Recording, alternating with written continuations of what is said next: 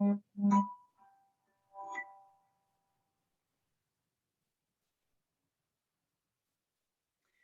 morning, everyone. My name is Emily Quarles-Mowrer, and I'd like to welcome you to the Unitarian Universalist Fellowship of Pottstown. This rainy morning, we are each carving out sacred space in our hearts and in our homes. We're once again reminded of the blessings of technology that allows us to be together in spirit, even when we can't be together in body. We have music played by the lovely Carly Schell, and we'd like to send a shout out to Rick Dusky for being our today. For over 50 years, the UUFP has been a liberal religious voice in the Pottstown area. As UUs, we believe that reason and wonder can coexist, that we can honor the teachings of those who've gone before us, even as we explore our way into the future, and that no one is outside the circle of justice and compassion. We hope that your spirit, your heart, and your mind are refreshed as we commit ourselves once again to our 7 guiding principles. We come together this Sunday morning and every Sunday morning, not because we share a creed, but because we share a promise to support one another on our spiritual journeys. Our services are different each week, but the loving kindness we offer one another in this community remains the same. So whoever you are, wherever you are, whomever you love, we are glad you are here with us today. We light our chalice this morning in honor of volunteers. The words to think on this morning are by Edward Everett Hale. I am only one, but still I am one. I cannot do everything, but still I can do something. And because I cannot do everything, I will not refuse to do the something that I can do. May this chalice flame remind us that we are strongest when we work together. And now we have a moment for announcements. If you have an announcement, you may unmute to share, and then please mute again when you're finished speaking. I have one. And this is for those who might be interested in helping the people, the Haiti crisis, what's going on down there. There is a group, the Unitarian Universalist Service Committee, UUSC, is a nonprofit, non-sectarian organization that advances human rights together with an international community of grassroots partners and advocates. And they are looking to raise money to respond to the earthquake and the storms that have gone through there. The one bit of information that I'll share with you is how the UUSC is different from other large international NGOs, is that they support locally led grassroots organizations who are best positioned to respond because they know the affected communities and their needs. Unlike the large aid agencies, which roll out large-scale disaster programs in a one-size-fits-all approach, the UUSC understands that when a disaster strikes, people's situations vary greatly depending on their race, class, and sexual orientation or gender identity. Their work begins with an understanding that how people are oppressed before a disaster will affect their access to relief after a disaster. If you want to learn more or make a donation, you can go to uusc.org. Again, Unitarian Universalist Service Committee, uusc.org. Thank you.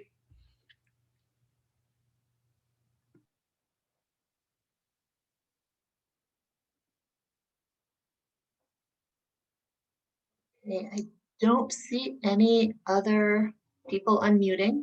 So I'll let you know I also have an announcement to share. Next week, we will have a service to share the blessings that animals bring to our lives. Everyone gets a chance to share an animal story that touches their heart. These can be stories of animals you know personally, ones you've seen in passing, animals that you care for, animals you care about, wild, tame, any kind of animals. We'd like to hear about animals that matter to you. So if you'd like to bring a story or bring a picture that you can share next week, that would be great. Any other announcements?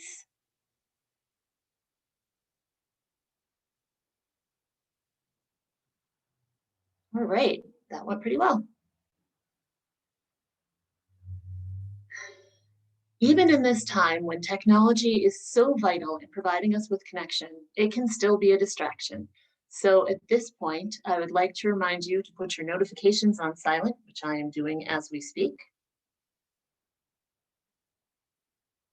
And then I invite you to take a moment, to take a breath, rest your eyes, and listen to the sound of the bell.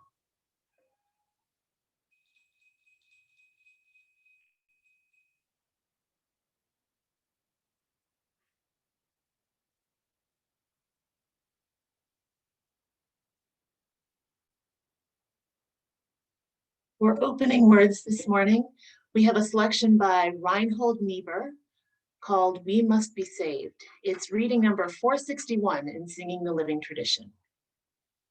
Nothing worth doing is completed in our lifetime.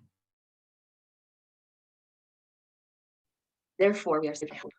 Nothing true or beautiful or good makes complete sense in the immediate context of history.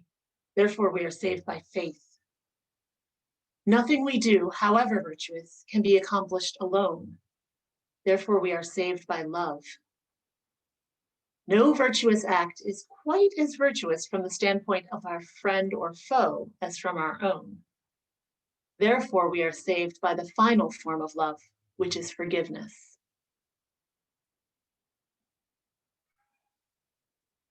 Now is the offering. It's the time in our service where we remind ourselves that we need one another to survive and that our bills don't stop even when the world slows down. If you're not in a position to donate right now, we welcome you and the gifts that you bring to our fellowship. And if you are in a position to give, we welcome you and the gifts that you bring to the fellowship. There's a donation link in the website, and I have it listed down below, and we thank you so much for your generosity. Now Carly will play a musical reflection as we reflect upon generosity.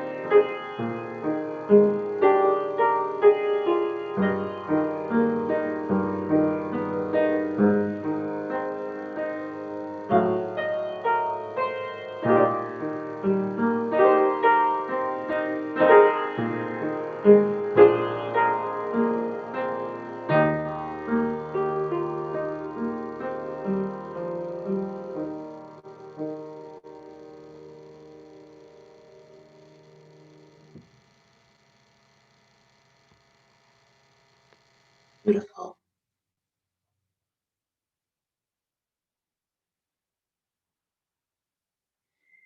In this time when we're putting physical distance between ourselves and our neighbors and our coworkers and our friends, it is sometimes difficult to feel close enough to connect over the parts of your life that are important to you.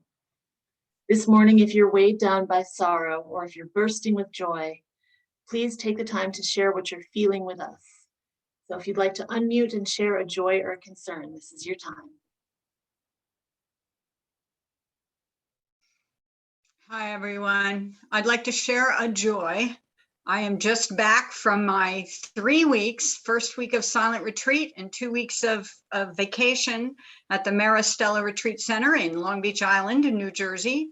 And I am feeling very rested and refreshed and raring to go.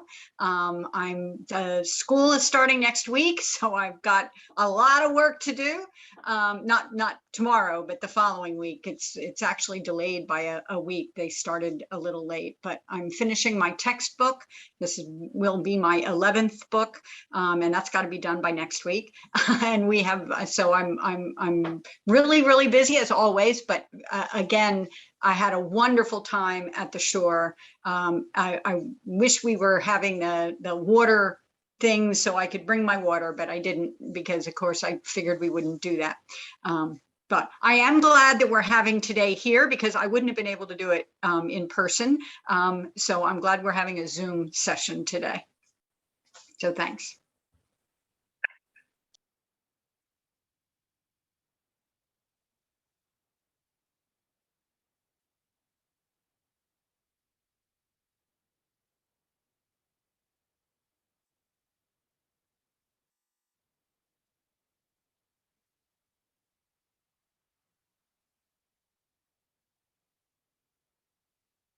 All right, I don't see any other joys or sorrows this morning.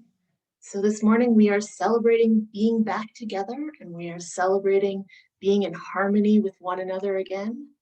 And it's lovely to see everyone's smiling faces. Spirit of life and love, be with us today as we celebrate with one another and comfort one another. Let's take a moment just now to reflect on our joys and our sorrows, whether they've been shared here this morning or whether they're held silently in our hearts.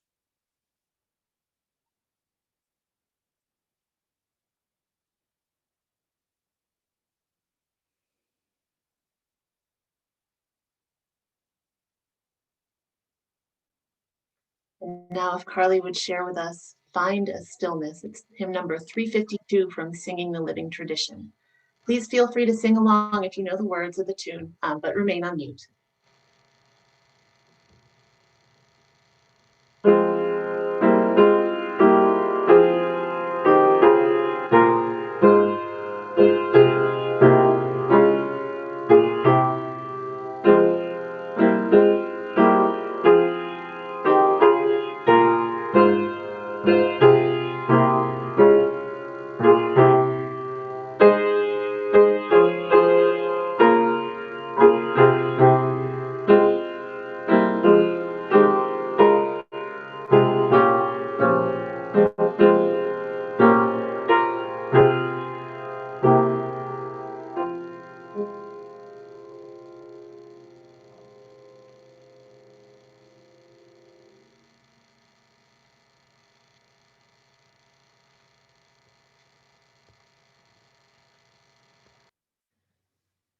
This morning's reading is another one by Gordon B. McKimmon. I was flipping through this book as I was putting it away after last month's sermon, and I came across this reading that spoke to me. I have actually read this before, so if the words sound familiar to you, that's probably why. But during this time when we're surrounded by problems so much bigger than ourselves, it's a helpful reminder. The reading is called A Drop in the Bucket. A drop in the bucket. What it says about inadequacy, futility, insignificance. A drop in the bucket. What's the sense? What's the use? We're no longer in the center of things. Copernicus removed the Earth from the center of the solar system. Darwin removed humans from the center of the Earth.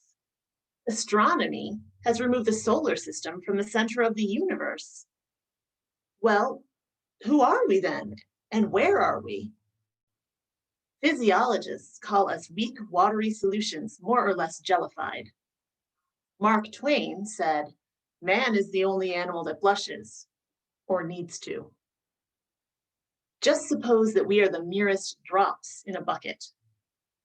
There are unspoken assumptions here. We assume that a full bucket is what we're aiming at, and that until the bucket is full, nothing has been accomplished. There is never a shortage of buckets. The empty bucket litany is long and tedious. Racism, sexism, ableism, authoritarianism, oppression, injustice, violence, environmental degradation, overpopulation. You feel like a drop in the bucket.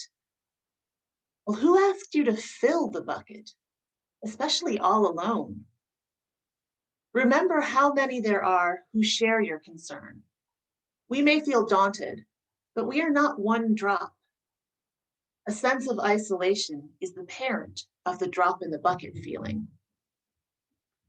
Sometimes one can decide the size of the bucket. Don't think you can do a large bucket? Try a smaller size. Even imparting a bit of hope, a pat on the back, a financial contribution, a few hours of volunteer service, every drop helps.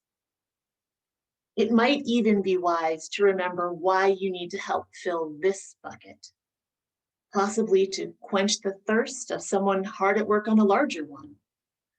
That buckets of whatever size are filled a drop at a time. And if you don't help, it'll take even longer. Why is it that our image is of the first drop in the bucket? Where would we be if everybody gave up putting drops in the bucket? Probably much worse off. Persistence depends on patience, on keeping at it when there's very little to reassure us. It would be too bad to give up, to sit back, to bemoan the sorry state of the world and wonder why somebody, anybody, everybody, but not me, thank you, doesn't do something about it. After all, the Grand Canyon was fashioned by drops of water, as ordinary as they seem.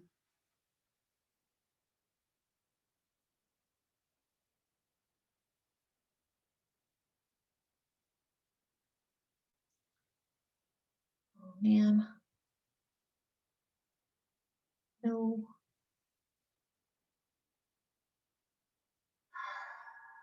Going the wrong way. There it is. I thought I was on a different screen, so I was like, and rollerball, and it's like, I'll rollerball for you. Okay, so go back to here. Now Carly will play number 157. This is actually an unfamiliar tune, which is something that's kind of nice about being on Zoom. I don't have to feel bad if nobody knows the tune because I'm not expecting anyone to sing along.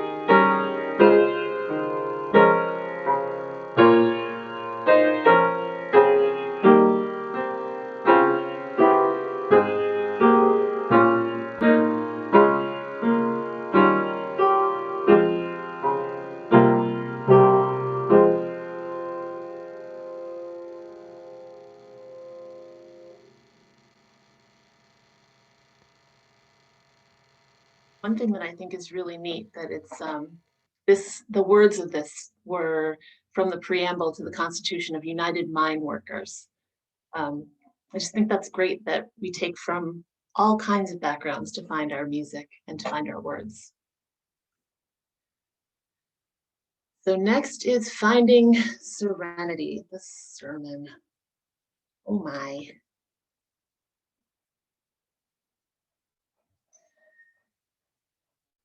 So this morning, actually it didn't even start with this morning. It started about a month ago when I wrote the blurb for this sermon. And I thought, oh, it'll be so easy. I'll write about serenity. I can read these 3 books on my list that would be such great inspiration. And I can talk about not sweating the small stuff and tell a couple of cute stories I find online or maybe from NPR, because that's kind of my MO. And that was a month ago. And I should know by this point in my life that a procrastinator like me has a really tough time managing to purchase 3 books, let alone to read all of them. I mean, if they're on my Kindle, sure, I'll read them, but I won't remember anything from them. But purchasing books out in the world, I saw one of them in Target 3 weeks ago. And I was like, oh yeah, there's that book I need. Oh, it's full price. No, I can't buy it today. No, it's full price. And then, I could have ordered them the next day on Amazon. Amazon's a little cheaper. Yeah, but then I'm supporting Amazon. Jeff Bezos doesn't need my money. He just sent himself to space. Okay, so I'll go check the used bookstore. I can check the used bookstore. That's great. It's local. It's sustainable. And weeks pass by and I get to the used bookstore and I find out, oh, they don't have any of the books that I need. Not even Don't Sweat the Small Stuff? Really? But that came out in like 1997. You gotta have a copy of that one sitting around. Okay. So then I buy 3 books that are close-ish and I hope for the best. But meanwhile, in the back of my head, I'm thinking, Ooh, these would be good for this other thing. Yeah, Angela Duckworth's work on grit, that'll be great for like January when everyone's just trying to buckle down and do stuff. And yes, I did notice that New Year's is 4 months away, which gives me plenty of weeks to tell myself that I'm going to read grit next week. Okay, so the books were a bust. Well, how about personal experience? At one point in my life, I did feel fairly serene. I was working full time and Clayton was overseas. It was just me and my dog in our house. We didn't even have cats at the time. And I would get up at 5:30 in the morning and I would walk the dog, and then I'd come home, I'd do some yoga, I'd meditate, I'd eat a real cooked hot breakfast. It was either oatmeal or eggs, depending on the morning. And then I would get ready for work. And I had just switched my job from a work that had an hour and a half commute on a bad day to a work that had a 40-minute commute on a bad day. So work is easy to get into work. And on the weekends, I could hike in the woods. And in my spare time, I would sing and I would dance and I would ride horses. And looking back, of course, I was able to be patient and kind. Yeah, sometimes my job felt stressful, but I mean, I was working with very wealthy people and no one was going to go hungry if I made a mistake. I had time where I could be with people if I was lonely. I had time where I could be alone if I was sick of people. And I was never worried about money and I had no deadlines. I didn't even listen to the news that much. I was listening to pop radio all the time. So I wasn't bombarded with problems that were out of my control. Serenity is very easy to come by under those circumstances. Let's just say I don't find serenity to be so simple anymore. It's not just the grind of kids and getting everybody to the place they're supposed to be on time. There are also a lot of things in the outside world that are taking up space in our minds right now. There's this thing called the COVID-19 pandemic. Yeah, it's touching every aspect of our lives. And even though we're learning to live with it and live through it, it's still rough. There's the environment, where the changes that had been creeping up on us slowly when I was a child are starting to accelerate. And now there's heat domes in the West, and the West Coast is on fire, and the East Coast is flooding out. And there's a trash barge in the ocean. There's the devastation left behind in Afghanistan after we decided that we were going to give up and not stay. There's this pervasive political divide that makes us feel as if there are two different Americas living in two different realities. Then there's the personal concerns we all have with our health and our budgeting and our jobs and our schedules and our kids and what's going on with this and what's going on with that and where do I have to be in 10 minutes?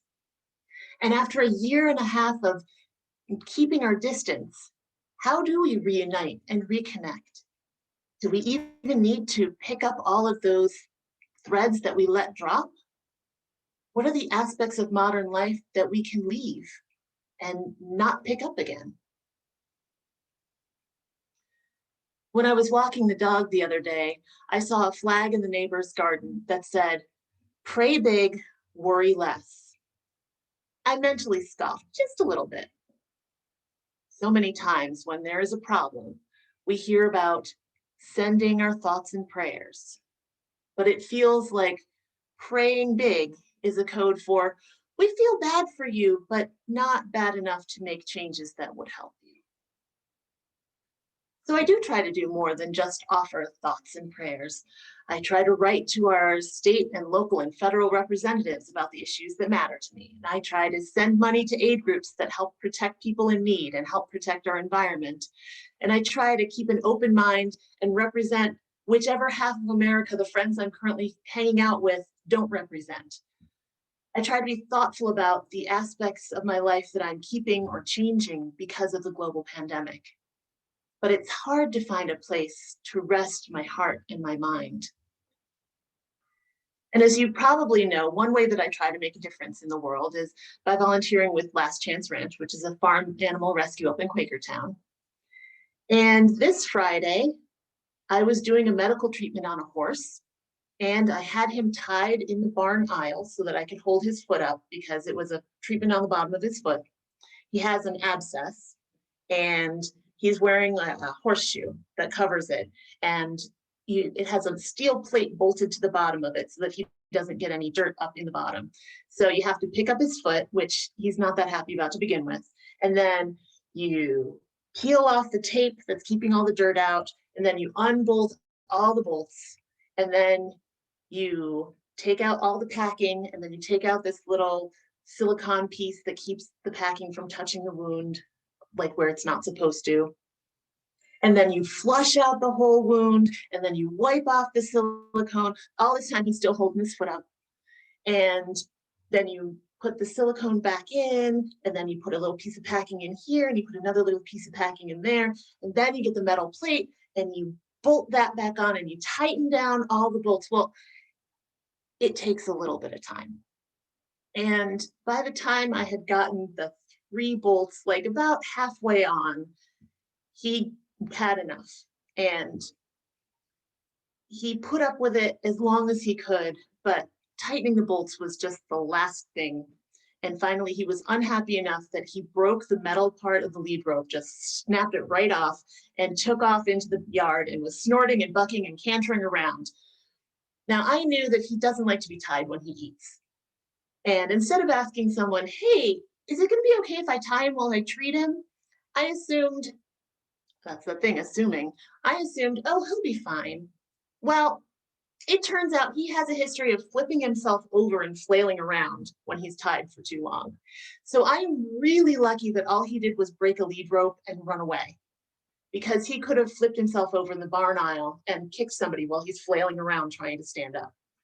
Or he could have broken his own neck. So I am so lucky that no one was hurt. That was not really good for my serenity. And it's not the only mistake I made this week. On Wednesdays, after we volunteer at Logan's, which is a different farm animal rescue, this one's in East Greenville, Lorelei and I go to Giant and we get sushi for Sushi Wednesday. In case you are a sushi fan and did not know this, Giant sells sushi for $5 on Wednesday, like instead of 10 or 15 or whatever. So it's a great thing that you can buy with your Giant card that you bought to support the fellowship. Wink, wink. Every Wednesday, we see the same man behind the counter while Lorelei debates which sushi pack she's going to get. And every Wednesday, I give a weird hybrid head nod bow thing to the guy behind the counter as an acknowledgement. And what I mean to convey by this is, hi, how are you? Nice to see you again. Thank you for making us this delicious sushi. And I'm trying to do that with this one awkward gesture. Well, it occurred to me this Wednesday that my weird, awkward bow thing could be really offensive, even though I don't mean it that way. So some background.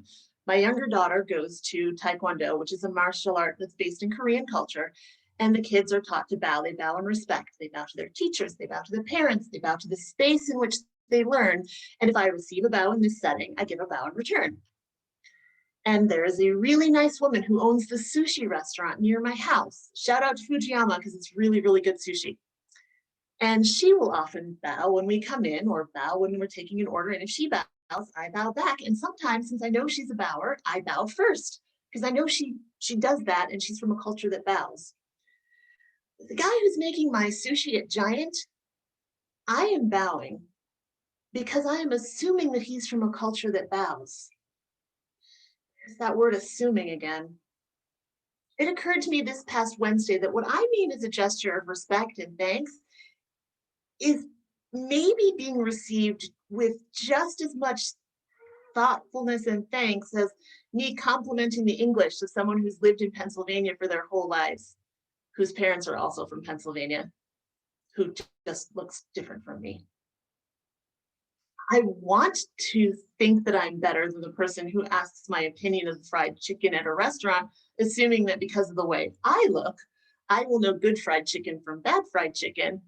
Spoiler alert, I haven't had chicken since 1988, and my WASP mother was much more likely to cook emergency steak and Jell-O salad than fried chicken and collard greens. So no, I don't know what your fried chicken is. And I am betting that know this sushi guy. He could be from a culture that bows, but he could just be some guy who's working at a sushi bar and who I am making bad assumptions. Psychology today calls these subtle and often unintentional forms of prejudice microaggressions. In an NPR interview from June 9th, 2020, Kevin Nadal, a professor of psychology at John Jay College of Criminal Justice, speaks with NPR reporter Andrew Limbong. Nadal defines microaggressions as the everyday, subtle, intentional, or unintentional interactions or behaviors that communicate some sort of bias toward historically marginalized groups. He goes on to say, oftentimes, people don't even realize that they're doing those sorts of things. And in fact, if you were to stop them, they would deny it because they don't realize that their behaviors are communicating their racial biases. Limbong asks if the intent of the person matters. And what Nadal says in return is this: at the end of the day, if it hurt your feelings, it hurt your feelings. So it doesn't really matter how we define it. Nadal, in fact, believes that sometimes directly calling someone's actions racist or sexist or homophobic can make them focus on defending themselves instead of understanding the impact of their actions. So there it is. It's a list of 3 things that disrupted my serenity this week. And believe me, there were more. Thing 1, I like to think of myself as making a difference, but this week, the news cycle once again reminded me of how big the world's problems are and how small my efforts are in comparison. Thing number 2, I like to think of myself as competent, but this week I made a rookie mistake that could have turned out really badly, and I am just so thankful and blessed that it did not.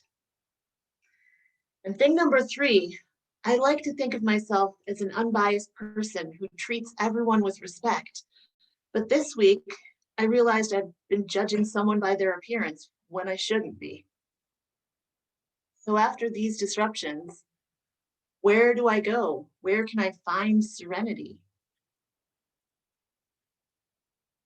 There's still a COVID pandemic. There's still chaos in Afghanistan. Climate change is still affecting our environment in ways we don't fully understand. The country is still full of neighbors living with different sets of facts. I still get complacent when I'm working with the horses, and I still act in ways that could hurt someone's feelings.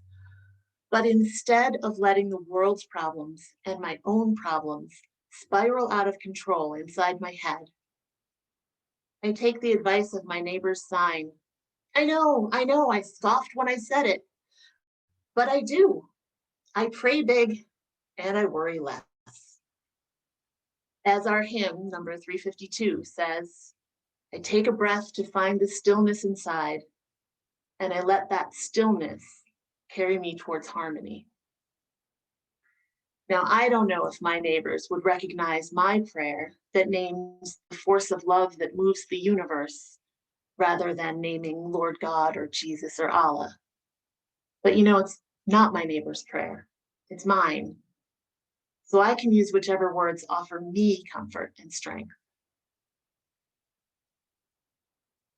So I can take a breath and take a step back and pray to the love that moves the universe to help me do a better job next time.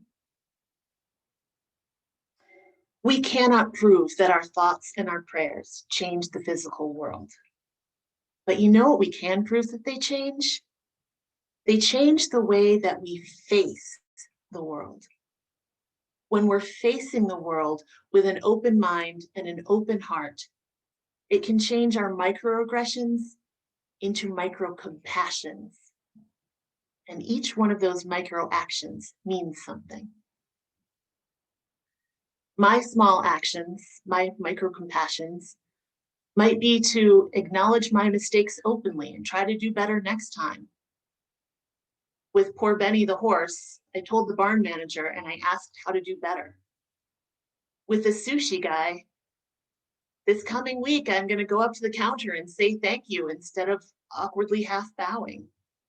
With words, I can say thank you with words. My micro-compassion might be to smile at someone who's different from me. You know, even through a mask, our eyes smile too. I might have a conversation with another parent at karate while I'm waiting to pick up my daughter, instead of reading on my phone. I might take a bottle home to recycle when the park only has a trash can. I might be at Giant buying local peaches instead of those peaches shipped from Washington State. Right in the name, micro compassions. They're micro. They don't have to be big and flashy in order to matter. After all, Hurricane Henry, the one that's lashing the East Coast, it's nothing but drops of water. Yet together, those drops of water have made a fierce storm.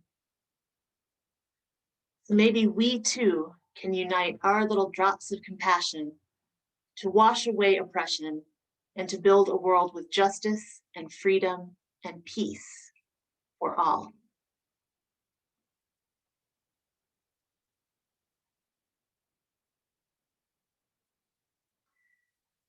And now we have our last hymn.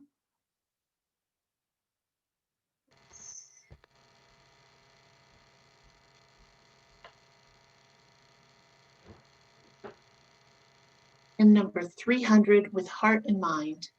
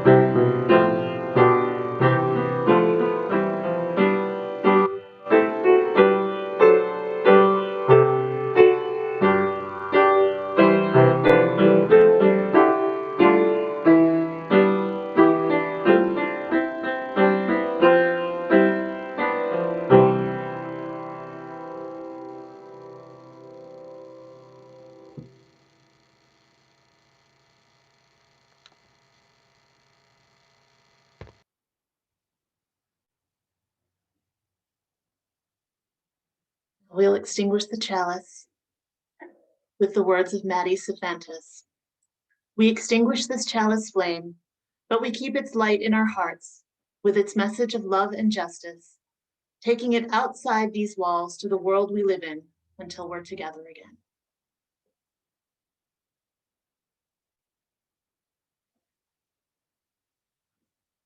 And our closing words are by Howard Thurman. In the quietness of this place, surrounded by the all-pervading presence of the holy, my heart whispers, keep fresh before me the moments of my high resolve,